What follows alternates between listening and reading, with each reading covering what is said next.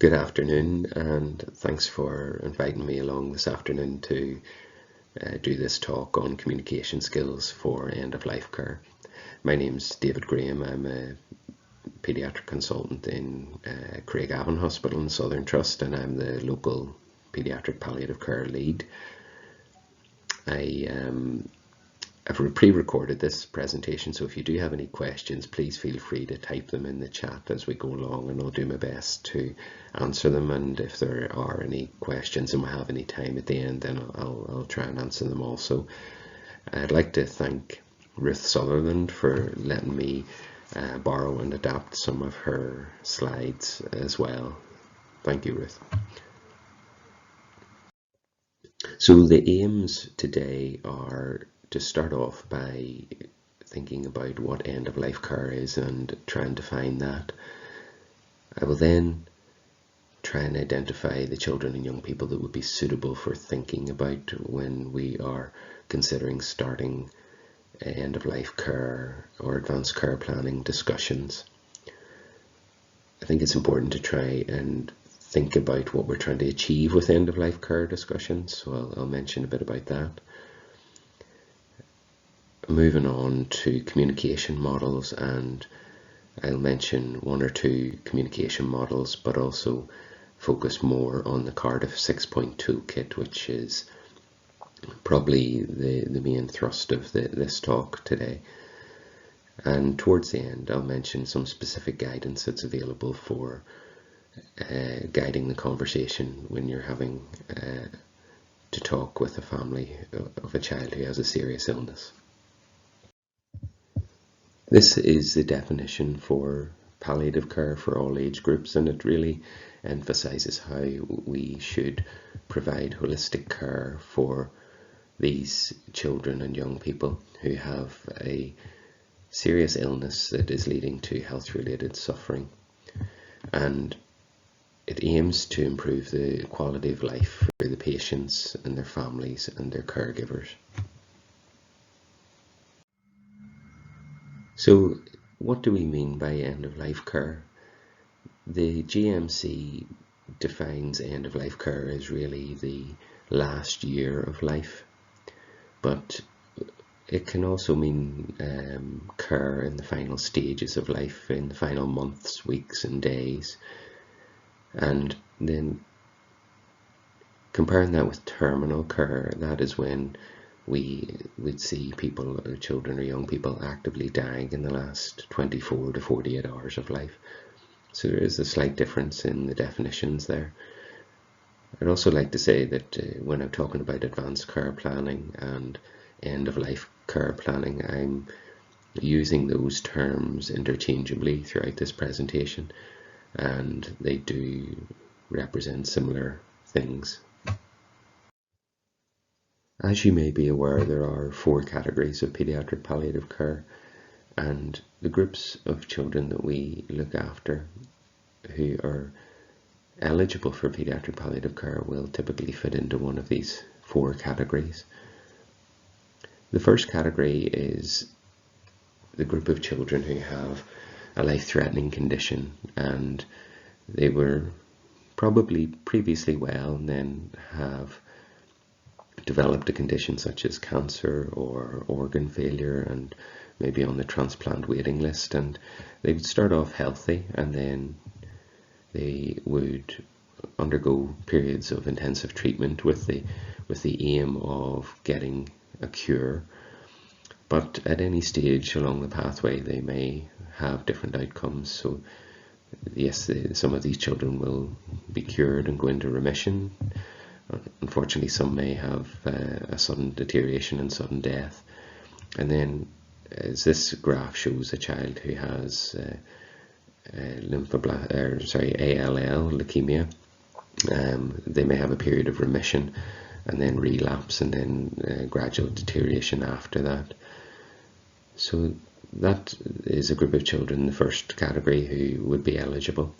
Category 2 then is children who have a condition that leads to likely premature death, and these children would undergo periods of intensive treatment to try and prolong their life and enable them to participate in and have a good quality of life. And there's certain groups of children, such as boys with Duchenne muscular dystrophy, who would fit into this category. Category 3 is children who have a condition that is progressive, and unfortunately there is no curative treatment, and the option is really for palliative care from the time of diagnosis for most of these children. And we think of conditions such as mitochondrial diseases or metabolic or storage type disorders. In category 4 then, it's conditions that are irreversible but non-progressive. So if we think of children who have severe cerebral palsy or severe brain or spine injuries, and these children will have a period of relative stability, and as time goes on they have increased susceptibility to deterioration in their health, and they may have a gradual decline with periods of deterioration and improvements, but inevitably they will be life limited. When we think about children who have life-limiting illness, they can be at different stages in their condition. And this illustration on the left represents the different stages, and you can see that children who are at home and have been well for quite a period of time are generally classed as being stable, and the majority of children who have a life-limiting condition will probably be in this phase. But as they develop more health issues and they are admitted to hospital,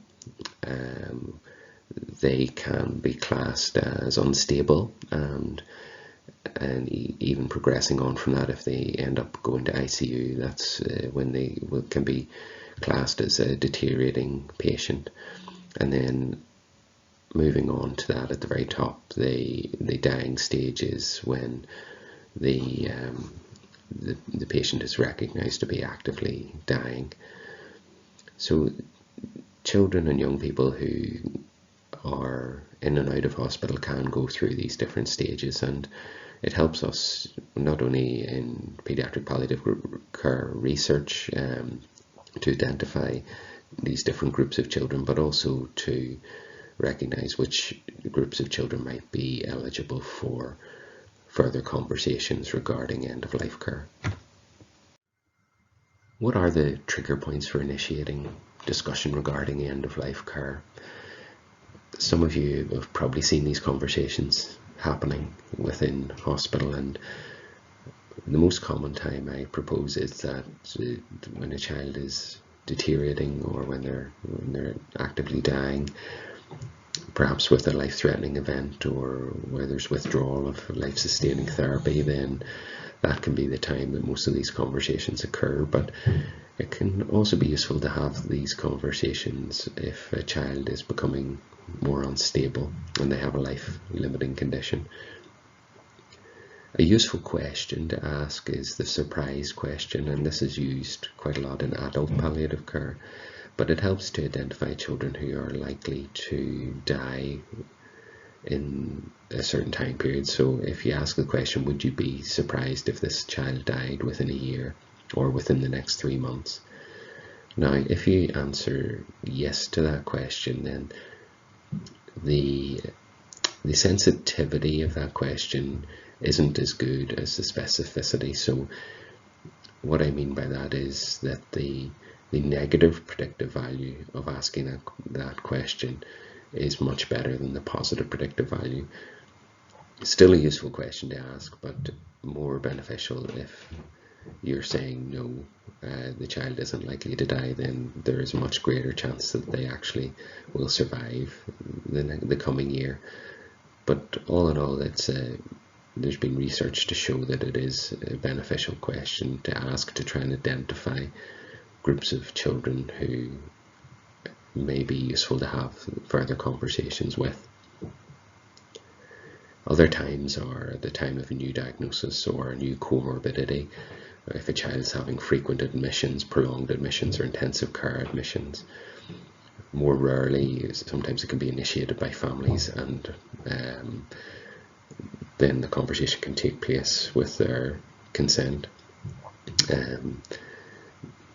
When the burdens of treatment are exceeding the benefits, or where treatments are futile, then that can be a trigger point for considering these questions also, or considering these conversations.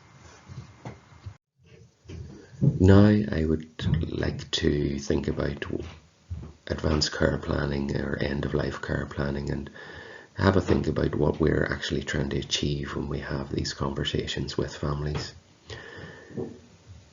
This diagram helps to illustrate that as health professionals we will often bring certain elements to the conversation, and we'll have certain goals and agendas in our own minds, but it's also important to think about what the child and family and what they're bringing to the conversation, and what information they're going to provide as well.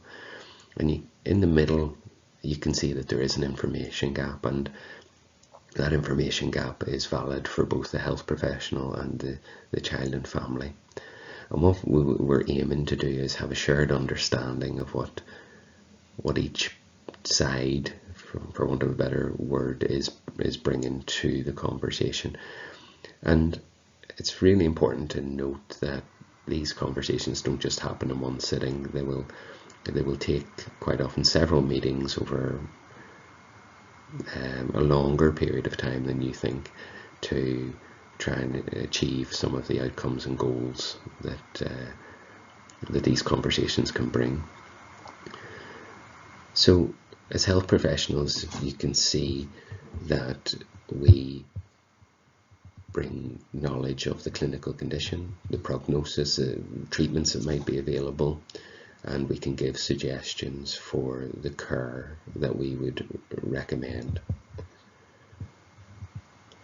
The child and family then, though they may not come with their specific requests, they will have hopes and values and wishes, as well as fears for their child, and it's important to try and draw those out of any conversation.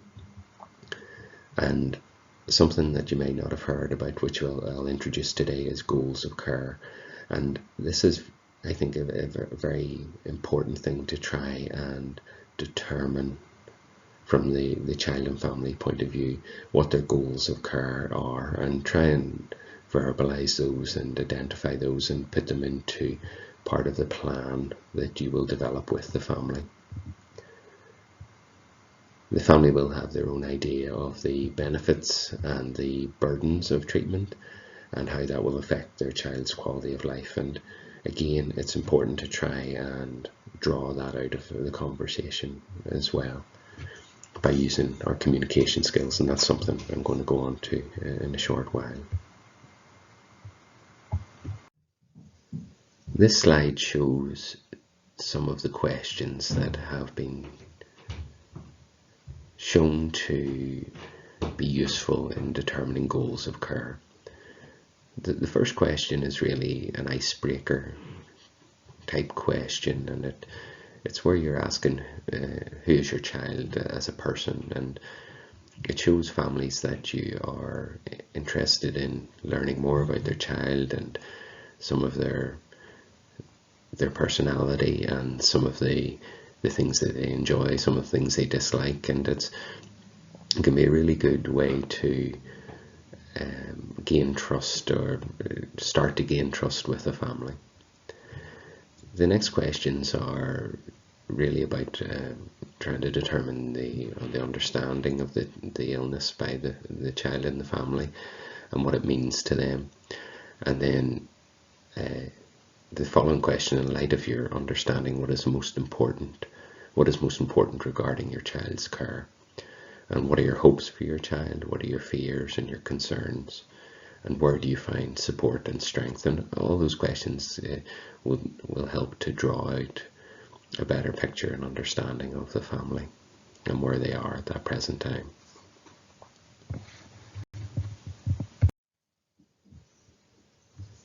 So after or during the time we have the discussions regarding the goals of care, where we're trying to elicit what the family's wishes and hopes are, you will find that the child and family will fit into one of three pots or outcomes in relation to where they are at that present time.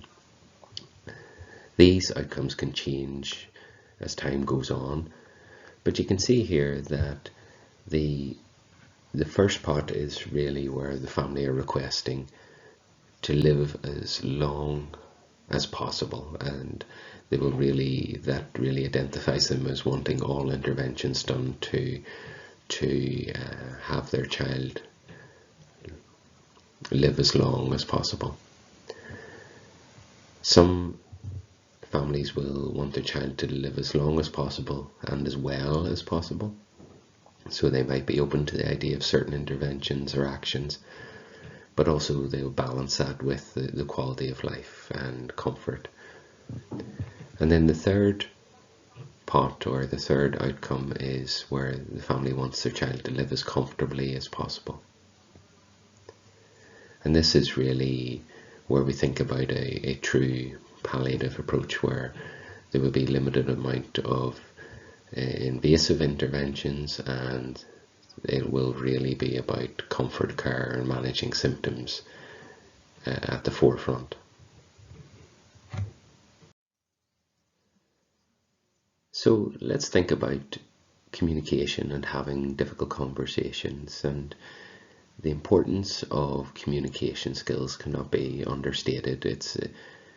It's described by Eric Cassell here, who's you see in the photo here. He was one of the pioneers for palliative care in America, and he wrote a book where he described communication skills as our most useful tool as health professionals. And the quote I really like is that we should be as precise with it as a surgeon is with a scalpel.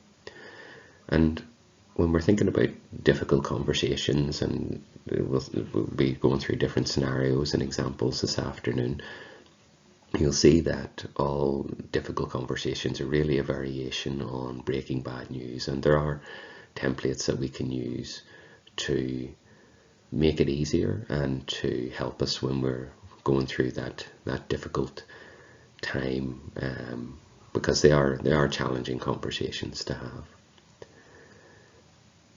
It's also good to practice, and even day to day to learn new skills as you go along, and think of phrases and terms that have really helped you to have good communication outcomes, and share those with other people. And today, when you're doing your scenarios, don't be afraid to use and experiment with some of the tips or tricks that you hear about today that you may not have used before, and just try those out in practice, because even though it's all done virtually today, there probably will be some degree of realism in the pressure that you might feel having these conversations, but it's a much safer environment to have them in. When we're having difficult conversations, and when we're thinking about end-of-life care or children who have life-limiting conditions, or the communication we use is very important, and I've included these phrases to avoid. You might have heard these being used, and you may have used some of them yourself in the past, and just have a think about what they might mean to families, or what they might mean to other people, and how they can be misconstrued and taken differently than what we actually mean. So I'd be interested in your thoughts on these, but there's nothing more that we can do is a phrase that we should never use, because there's always something that can be done, even if a child or a young person is moving into comfort care and palliative care, that is a form of care that we can give to the child, and even though it's different from curative treatment, it is still a form of care, and we would be active in our management of those children. When we're thinking about advanced care planning, a phrase to avoid is, would you like us to do everything? Because if you imagine yourself being the parent in that situation, you're never going to go against the thought of doing everything you possibly can for your child. So that phrase, it can be taken as do everything or do nothing, and it quite often leads to the outcome of the families wanting their goals of care to be everything possible done as thinking about curative treatment.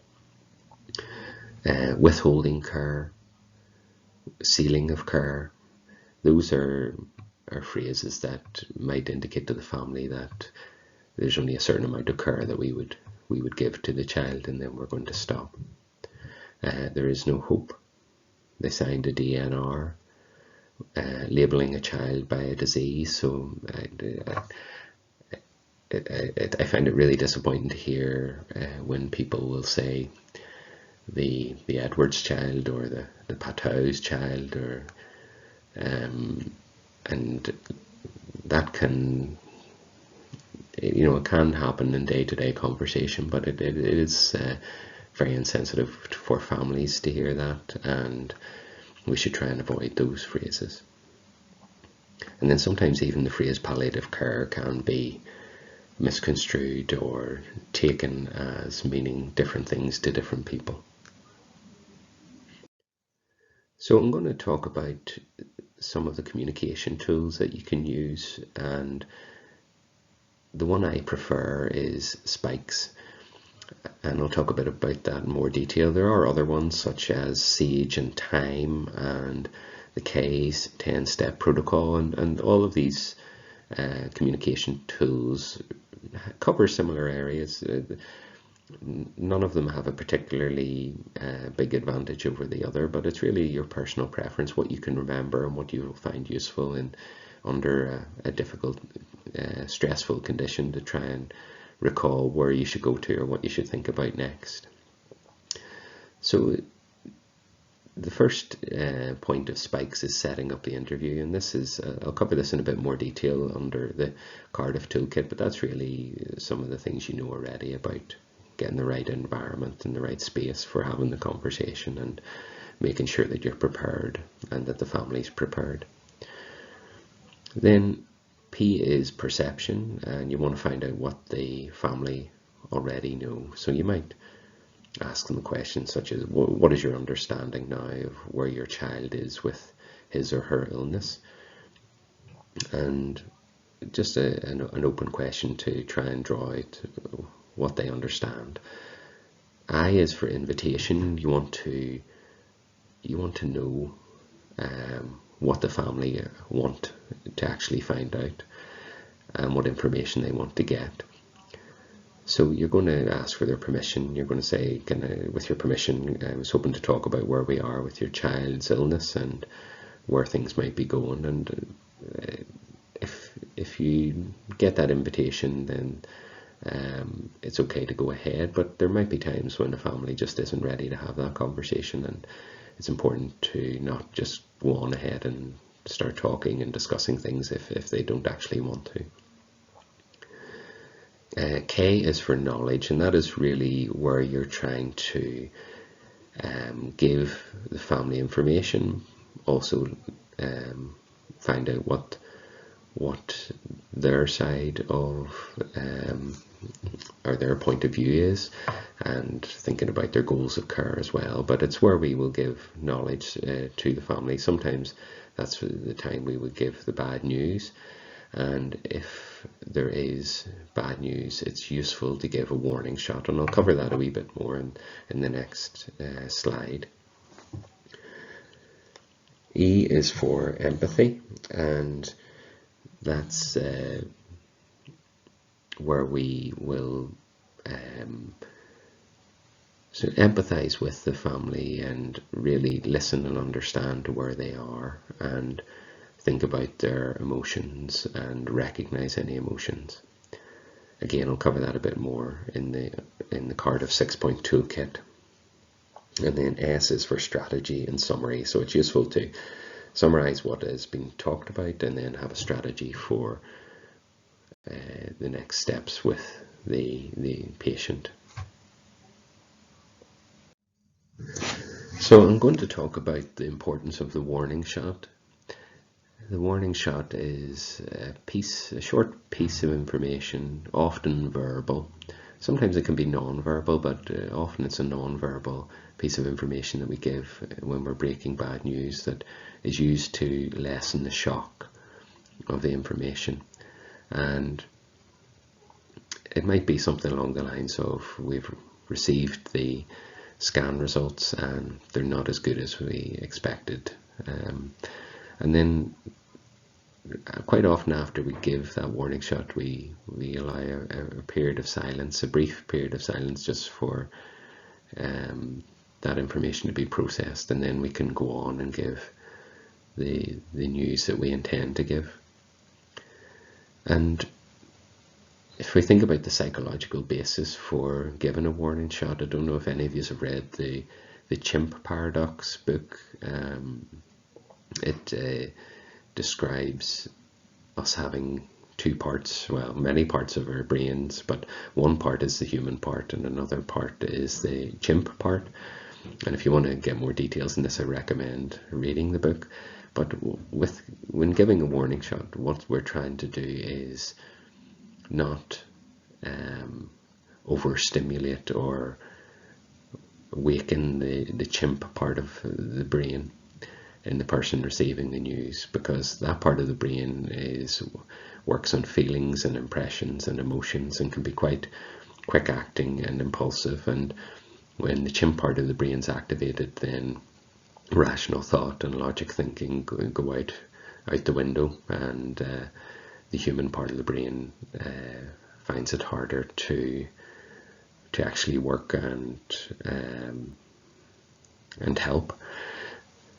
So the warning shot allows the human part of the brain to process information better, and that's really the underlying reason why we give a warning shot.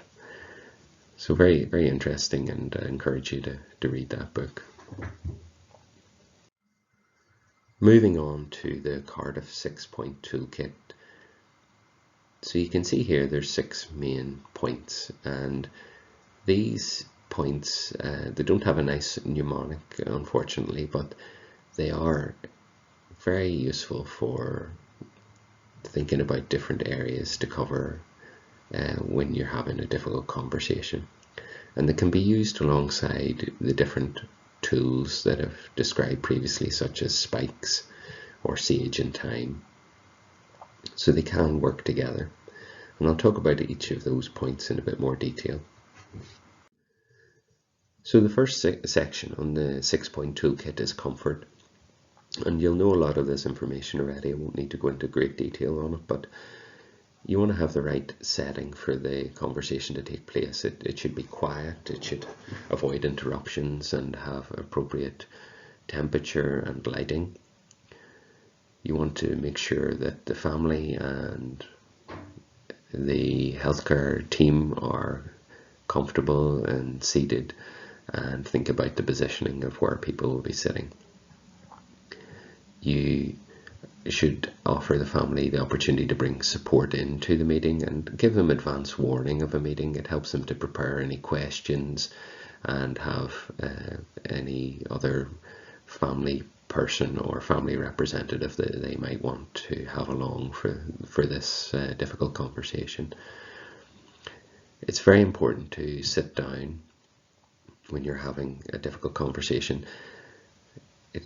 There's many reasons for this. One is that it brings you down to the same level and at the same level of eye contact as the family. But the act of sitting down itself shows that you are willing to listen, and families will perceive that you have more time to spend with them and you aren't rushed.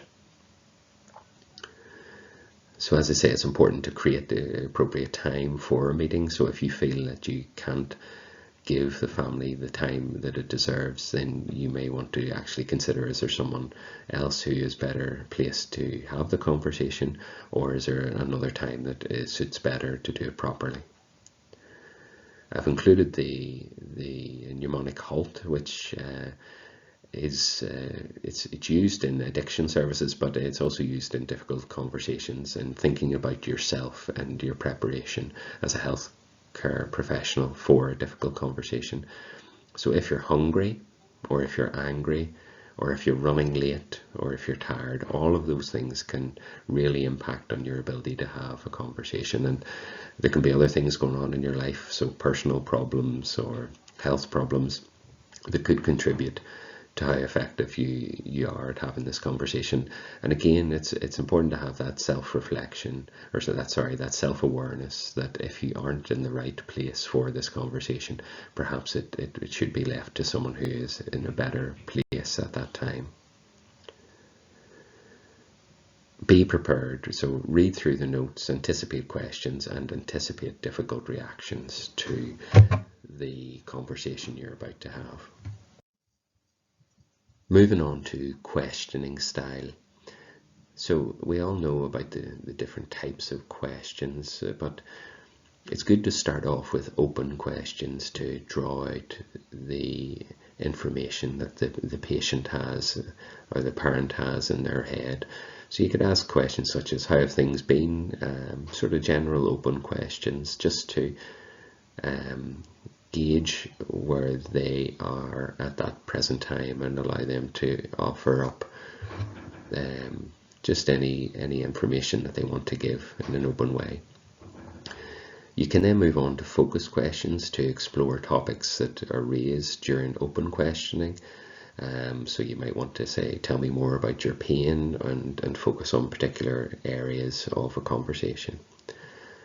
And then hypothetical questions. These are really useful questions that can allow us to explore certain possibilities or probabilities in relation to difficult issues. So you might ask a question such as, have you ever thought about what might happen if chemotherapy does not work as we hope? So it's really introducing a hypothetical situation to a family to ask them to think about what they might do in certain situations, and that can often be a good way of redirecting the conversation, or to broach certain difficult topics without directly asking about it. The next section of the toolkit is in relation to language, and you can see on the right hand side of this slide that our communication is given by three main ways, and 60% of our communication is really non-verbal. So we think about our body language, our body posture, our eye contact, our facial expressions, and all of those things can influence how we are representing ourselves or communicating to a family. And we can also learn a lot about a child or a parent from their own non-verbal communication to us. So think about our body language, and think about mirroring our body language when we're having difficult conversations. That can be a useful technique, as well as mirroring our facial expressions and our other non-verbal cues. You can see that 33% of our communication is through the tone and the pace of our language. So when we speak in a slow and calm manner, we are showing that we are, well, communicating clearer. We're also not rushed, and that we have more time for the family, and that will really come across much better in a difficult conversation. Only 7% of the words we actually speak are or sorry, 7% of our communication is through the words we actually speak. So when we're speaking, we should avoid medical terms, technical terms. We should avoid jargon, and we should maybe listen to some of the words that the family use to describe certain things and mirror those back as well. So they might have certain descriptions for the illness, or for if it was a type of cancer, they mightn't want to use certain words in relation to that. So try and determine what words they're using and use similar words. The next point is in relation to listening. So how do we show that we're actively listening? The first point is to avoid interrupting. So if a parent is in the middle of a flow of conversation and they bring up a certain point, try and avoid the temptation to interrupt and get your view across. I find that using silence is a very powerful tool in communication, and sometimes it can be uncomfortable, but when you're given difficult information, particularly if you're breaking bad news, and after you give the bad news, it's important to just have that prolonged silence sometimes to allow the family to process information and then break the silence themselves. Sometimes we can talk, and despite what we're saying, none of that information will be taken in, particularly after breaking bad news. So think of the 80-20 rule. We should be listening for 80% of the time, only talking for 20%. I love the mnemonic WAIT, so why am I talking? During the conversation, it's a good way of showing that you're listening is to, well, it doesn't just apply to listening, but is to chunk and check. So you're given small chunks of information and then you're checking the understanding. So don't be introducing lots of different things at once. So you give a chunk of information and then you actively go back to the parent and check that they've understood what you've said before moving on. A useful technique is the I wish, I worry, and I wonder. And I've included that here just so that you know about it. And it's used when you're listening or you're trying to find out information from the family, and particularly if they've got hopes that are in some way unrealistic, it's a good way of reframing hope.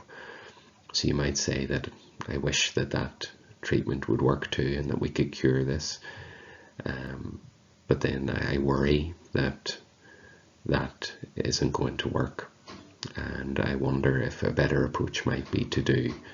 And then you can introduce this into a conversation as a useful way of showing that you're listening and that you have empathy. And you can also introduce other areas that the family may want to think about. The next point in the toolkit is reflection, and this is a powerful tool to use during a difficult conversation. It's where you will use a short phrase to reflect back what has been said. So you might say something such as, "Oh, I can see that you found that difficult," or "I can see that you're really worried about that." And it identifies how the other person is feeling, but it encourages them to disclose more information around that. It shows that you're actively listening. So it's very useful to use this technique when you pick up on keywords or emotions. So if you identify that a person becomes very upset by a certain topic, or if they become angry or frustrated, you can identify those emotions and reflect them back. And that can often open up a conversation where you might find out about an underlying issue or an underlying concern or a problem. that is vital to deal with before moving on. And it's important to deal with emotions or concerns, problems that the parent or the child has, because if you don't deal with those, then actually having the rest of the conversation might be fruitless, and you might find it difficult to make any progress. Using reflection is also very good for answering or dealing with a situation where there isn't a straightforward answer. So if, say for example, if a parent asks, is my child going to die? So it's almost like you're brought to a fork in a road where giving either answer doesn't seem quite right, and you feel like you have to give an answer. But if you use reflection in that situation, sometimes it can open up an area of conversation that is unexpected. So if a parent did ask, is my child going to die, and you could reflect back saying, yes, I can see why you might be worried that they're going to die, but what has made you think about that at this time? That can sometimes be a useful tack to take, rather than trying to answer a question that is very difficult to answer. So the next section is summarizing, and this is where you will summarize what has been said and feed back your understanding about how the conversation has progressed so far, and also to make and develop future plans. So it shows that you have understood and that you're listening. It shows that you're happy or you wish to move on and develop plans on how to manage things further and share those with the family. And it's important to clarify what further meetings there's going to be and what follow-up there's going to be. It's important to do that because families can feel that they need a lot more support at this time, particularly after a difficult conversation. And as I said before, it can take several conversations to actually talk about these difficult issues. Written information can be very useful when you're summarizing or ending a conversation, and it can provide a good summary, and I'd recommend, if you can, using that with families. Both summarizing and reflection are a useful strategy if you get to a point in a conversation where you feel that you're stuck, or that you don't know what to do next, or where to go next. And you might find in your scenarios that you'll come to a point where you sort of feel like you're frozen and you don't know where to go next. Summarizing or reflecting can be something you can try. So just going back over what's been said, summarizing the information can sometimes lead to where to go next in the conversation. Buys you a bit of time, and I would encourage you to use that. So in summary, most difficult conversations are breaking bad news in healthcare. I would encourage you to pick a communication tool that works for you and develop your skills with it. So you can use the Cardiff 6-point toolkit along with any other tool that you can remember and find useful. I would encourage you also to use the I wish, I worry, I wonder framework. Use silence more in your conversation. Identify emotions and validate them. If you're stuck, summarize or reflect. And in the scenarios, try some techniques you maybe haven't tried before. These scenarios this afternoon are safe environments for you to try things you maybe haven't tried and test them out and see how it feels, and perhaps when you take it back into your day-to-day work practice, you might find some of these useful. Thank you.